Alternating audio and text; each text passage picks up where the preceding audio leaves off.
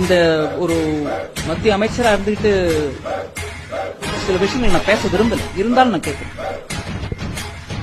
National disaster relief team போறதுக்கு முன்னாடி தமிழ்நாடு அரசு அங்க யாராவது இருந்தாங்களா?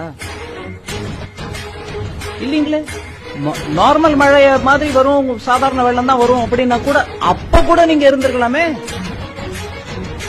சோ குற்றம் சொல்றதுக்கு ரொம்ப சுலுவுங்க. ஆனா நான் சயின்டிபிக் விவரத்தோட கொடுக்கிறேன் உங்களுக்கு.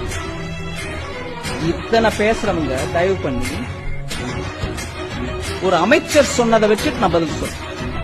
4000 கோடி ரூபாய் செலவழிச்சு அதுல 92% மொத்தம் செலவழிச்சுட்டாங்க. என்ன மழை வந்தாலும் ஒன்னும் ஆகாதுன்னு சென்னையை பத்தி பேசினவரு வெள்ளம் வந்த பிறகு சென்னையில மிச்சாங் வந்த பிறகு என்ன சொல்றாரு? 42% தான் அதுல செலவழிச்சிருக்கோங்க, மீதி நாங்க செலவழிக்கலைங்கிறீங்களா? 4000 கோடி செலவு பண்ணுங்க கொடுத்திருக்க